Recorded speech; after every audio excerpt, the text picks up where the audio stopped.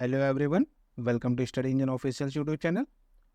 Polity MCQ series का ये कौन सा सेशन है? ये छठा सेशन है, जिसमें हम बात करेंगे state and the union territory, यानी संघ और उसके राज्य क्षेत्रों के बारे में बात करेंगे। कैसा क्या प्रावधान है, किसी राज्य की सीमा क्षेत्र में कैसे परिवर्तन किया जा सकता है, या नाम कैसे बदला जा सकता है, या किसी बाहरी क्षेत्र को एक्वायर करके भारत में कैसे मिलाया जा सकता है, ये सारी चीज़ें हम बात करेंगे। आइए करना प्रारंभ करते हैं। पहला क्वेश्चन हमारा है, Indian Parliament has the power to create a new state under which of the following constitutional provision? भारतीय संसद को किस संवैधानिक प्रावधान के तहत ये शक्ति दी गई है कि वह एक नए राज्य का गठन कर सके? ऑप्शंस आपके हैं आर्टिकल 1, आर्टिकल 2, आर्टिकल 3 और आर्टिकल 4। तो साथियों, जो इसका सही आंसर है वो है आपका option C. Option C article 3 इसका सही आंसर है। आर्टिकल 3 में कहा गया है कि संसद किसी भी नए राज्य का निर्माण कर सकती है, उसके क्षेत्र या सीमा में परिवर्तन कर सकती है, या उसके नाम में परिवर्तन कर सकती है। वहीं बात कर ले आर्टिकल 1 की, तो आर्टिकल 1 में कहा गया है कि इंडिया यानी कि भारत राज्यों का संघ होगा। संघ में क्या क्या आएगा? संघ में आपका आएगा स्टेट, आपकी यूटीज आएंगी यानी यूनियन टेरिटरी आएंगी, और एक्वायर किया गया कोई भी एरिया।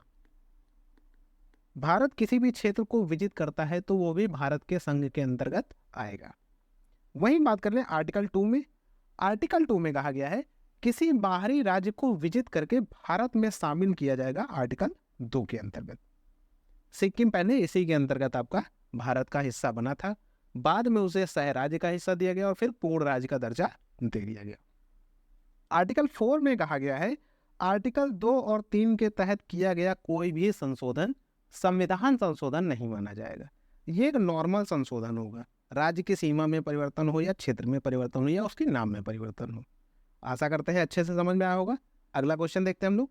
अगला क्वेश्चन हमारा है, the power to carve out a new state is vested in. नए राज्य के गठन की शक्ति किस में निहित है? ऑप्शंस आपके हैं द पार्लियामेंट यानी संसद, द प्रेसिडेंट राष्ट्रपति, द काउंसिल ऑफ मिनिस्टर मंत्रिपरिषद, स्टेट्स रीऑर्गेनाइजेशन कमीशन राज्य पुनर्गठन आयोग। तो जो इसका सही आंसर है वो है आपका ऑप्शन ए। मैंने स्टार्टिंग में भी आपको बताया हुआ है कि किसी भी नए राज्य के गठन की शक्ति जो निहित है वो संसद में निहित है, यानी कि पार्लियामेंट में निहित है। नए राज्यों के गठन की बात करें, ये किसके किसके अंतर्गत होता है? ये आर्टिकल 2 और 3 के अंतर्गत होता है। इसमें पावर सीधे सीधे संसद को ही होती है। आर्टिकल 2 में किसी बाहरी राज्य को विजिट करके भारत में शामिल करने या उसको राज्य बनाने के लिए बात की गई है। आर्टिकल 3 में भारत के ही अंदर जो राज्य है उनमें जो है उसके क्षेत्र सीमा में परिवर्तन या उसी को काटकर एक अन्य राज्य बना देना, इस तरह की जो चीजें की गई हैं वो आर्टिकल 3 के अंतर्गत रखी गई हैं। अगला क्वेश्चन देखते हैं। अगला क्वेश्चन हमारा है, which one of the following is empowered to alter the boundary of state under the constitution of India.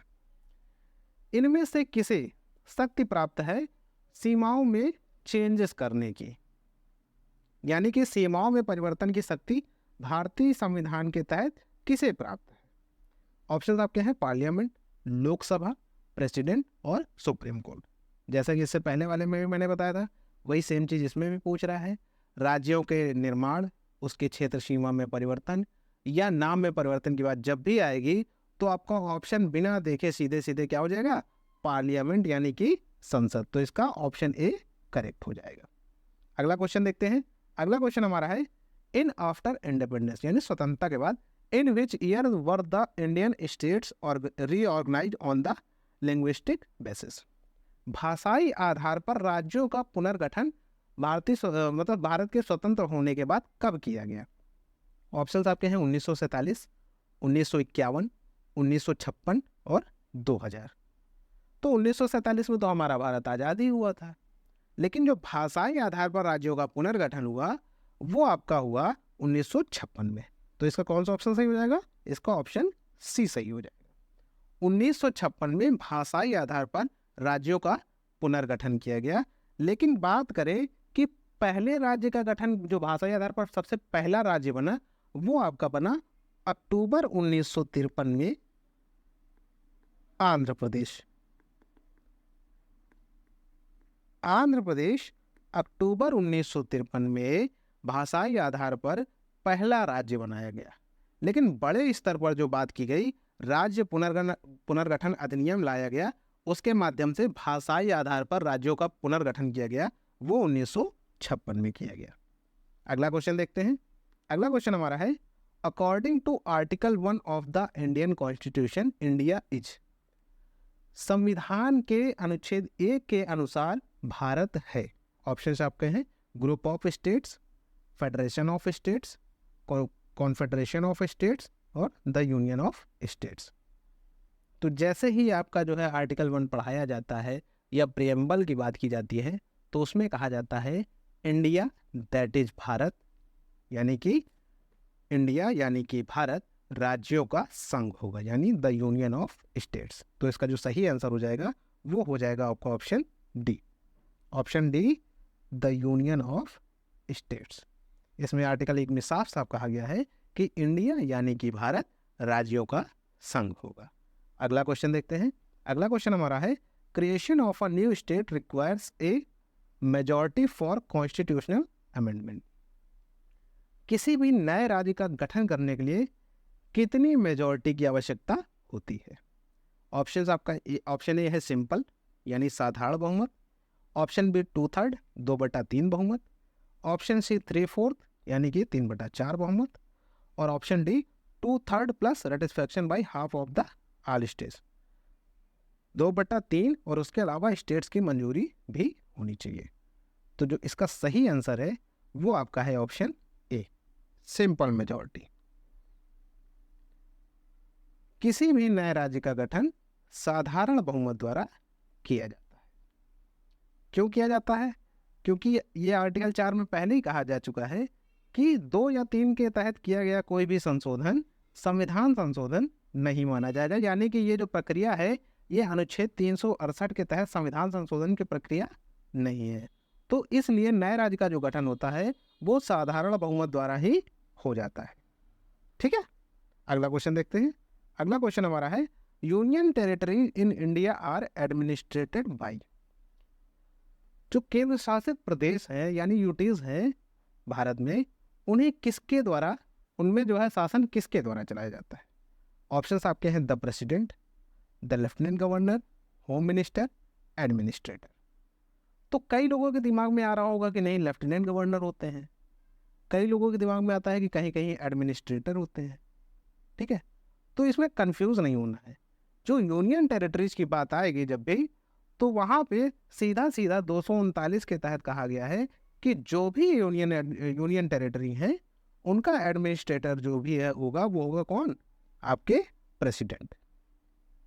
Bharat के राष्ट्रपति जितनी भी आपकी यूटीज है उनके प्रशासक वही होंगे। अब बात कर लेते हैं कि लेफ्टिनेंट गवर्नर किस लिए होते हैं या एडमिनिस्ट्रेटर जो बनाए जाते हैं वो किस लिए होते हैं। एक और शब्द आता है चीफ कमिश्नर का। ठीक है, तो ये जो 3 शब्द आए हैं ये बेसिकली एक तरह से आपके प्रेसिडेंट के क्या होते हैं? एजेंट होते हैं। ये प्रेसिडेंट के एजेंट होते हैं जो यूटीज पर जाकर, यानी कि यूनियन टेरिटरी जो होती है वहाँ पर इनको अपॉइंट किया जाता है, वहाँ के जो कार्य हैं उनको सुचारू रूप से चलाने के लिए। लेकिन जो मेन एडमिनिस्ट्रेशन होता है वो सीधा सीधा किसके हाथ में होता है? वो आपका प्रेसिडेंट के हाथ में होता है। तो इसलिए इसमें कंफ्यूज नहीं होना है कि जो आपके लेफ्टिनेंट गवर्नर हैं या एडमिनिस्ट्रेटर हैं ये प्रमुख होते हैं यूनियन टेरिटरीज के। ऐसा बिल्कुल नहीं है। यूनियन टेरिटरी के जो प्रमुख होते हैं वो हमारे राष्ट्रपति महोदय होते हैं। अगला क्वेश्चन देखते हैं। अगला क्वेश्चन हमारा है, which of the following is not possible by a law of parliament under article 3 of the constitution. Article 3 के तहत इनमें से क्या नहीं किया जा सकता, क्या पॉसिबल नहीं है? ऑप्शंस आपके हैं, formation of new states, alteration of areas of states, alteration of boundaries of states, admission of new states. तो देखिए, बात करें कि आर्टिकल 3 में साफ साफ कहा गया है कि किसी भी नए राज्य का गठन किया जा सकता है, उसके एरिया में चेंजेस किए जा सकते हैं, उसकी बाउंड्री में चेंजेस किए जा सकते हैं, लेकिन एडमिशन ऑफ न्यू स्टेट, किसी बाहरी राज्य को भारत में ऐड करना, ये आपका किसके तहत कहा गया है? ये कहा गया है आर्टिकल 2 के तहत। तो जो इसका सही आंसर हो जाएगा option D, admission of new states, ये आर्टिकल 3 के तहत पॉसिबल नहीं है, ये आपका आता है आर्टिकल 2 में। अगला क्वेश्चन देखते हैं। अगला क्वेश्चन हमारा है, if a new state is to be formed which schedule of the constitution will need to be amend. किसी भी नए राज्य के गठन के लिए या किसी नए राज्य को बनाने के लिए किस अनुसूची में अमेंडमेंट यानी कि संशोधन किया जाएगा। ऑप्शंस आपके हैं 5th, 3rd, 1st और 2nd। तो जो इसका सही आंसर है वो आपका है ऑप्शन सी। किसी भी नए राज्य के गठन के लिए पहली अनुसूची में संशोधन किया जाएगा। वहीं बात कर ले 5वीं की, तो 5वीं में SC ST जो क्षेत्र है उनके प्रशासन व नियंत्रण की बात की गई है।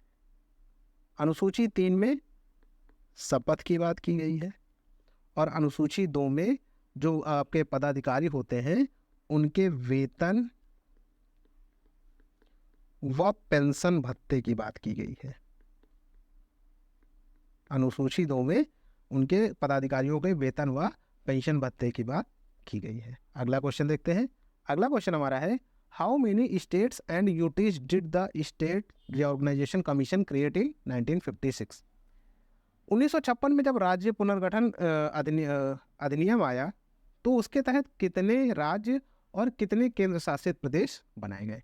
ऑप्शंस आपके हैं 14 states and 6 UTs, 17 states and 6 UTs, 14 states and 8 UTs, 17 states and 8 UTs. तो जो इसका सही आंसर है वो है आपका ऑप्शन ए। जब राज्य पुनर्गठन अधिनियम 1956 आया उसके तहत 14 राज्य और 6 केंद्र शासित प्रदेश बनाए गए। अब बात करें कि जो ये राज्य पुनर्गठन अधिनियम आया, ये आया कैसे, तो इसके लिए एक आयोग गठित किया गया जिसे कहा जाता है फजल अली आयोग। फजल अली आयोग का गठन किया गया जिन्होंने सारी चीजें नोटिस करी और भाषाई आधार पर 14 राज्य और 6 केंद्र शासित प्रदेशों का गठन किया गया। ठीक है, अब राज्य की बात कर लें कि राज्य कौन कौन से थे, तो राज्य आपके थे आंध्र प्रदेश, असम, बिहार, बॉम्बे, जम्मू कश्मीर, केरल, मध्य प्रदेश, मद्रास, मैसूर, उड़ीसा, पंजाब, राजस्थान, उत्तर प्रदेश और पश्चिम बंगाल। वहीं बात करने यूटीज की, तो यूटीज में आपके उस समय थे अंडमान निकोबार, दिल्ली, हिमाचल प्रदेश, लक्षद्वीप, मिनिकॉय और मिनी द्वीप समूह, मणिपुर और त्रिपुरा। बाद में आगे चेंजेस होते गए और आप करंट की बात करें तो करंट में 28 स्टेट है और आप 8 आपकी यूनियन टेरिटरी। आशा करते हैं अच्छे समझ में आया होगा। अगला क्वेश्चन देखते हैं। अगला क्वेश्चन हमारा है, by which constitutional amendment Delhi was given the status of national capital region, यानी कि एनसीआर। ठीक है, दिल्ली को एनसीआर का स्टेटस किस संविधान संशोधन द्वारा दिया गया। ऑप्शंस आपके हैं 67, 68, 69 और 70। तो जो इसका सही आंसर हो जाएगा वो हो जाएगा ऑप्शन सी।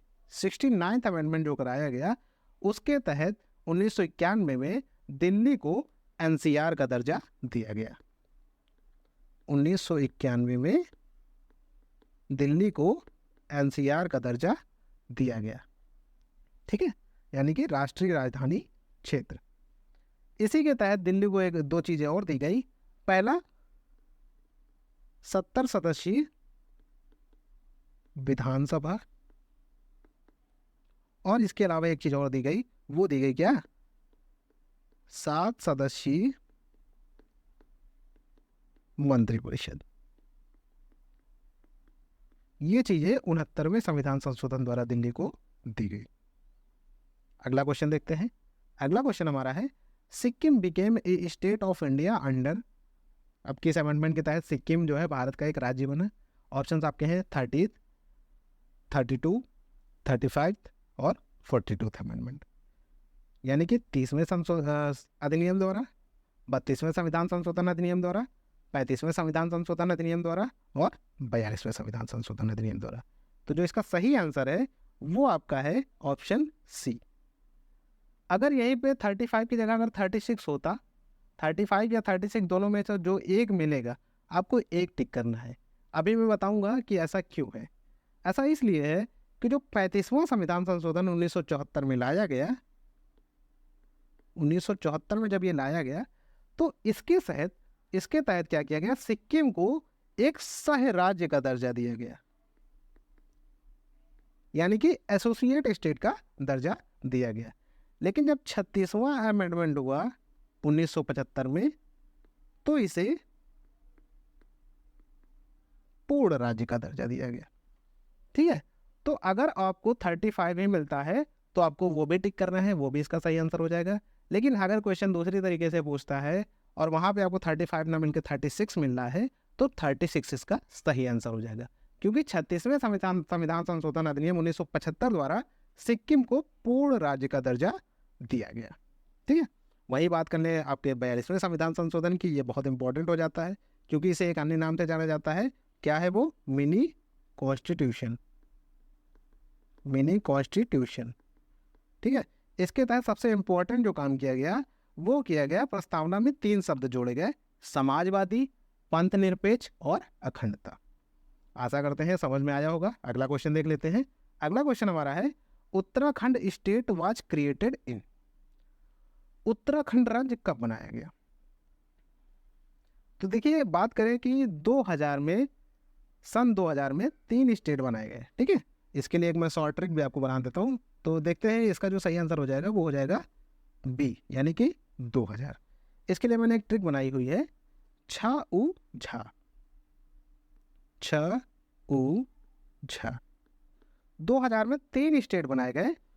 तो पहला जो बनाया गया वो बनाया गया छत्तीसगढ़, और ये बनाया गया 1 नवंबर 2000 को। ठीक है, और आपका जो उत्तराखंड बनाया गया ये बनाया गया 9 नवंबर 2000 को, और झारखंड आपका बनाया गया 15 नवंबर 2000 को। ठीक है, इस तरीके से ये 3 राज्य सन 2000 में बनाए गए, और इनका जो नंबर हो गया वो आपका 26वां राज्य हो गया, ये 27वां और ये 28वां राज्य। इस प्रकार ये 3 राज्य बनाए गए सन 2000 में।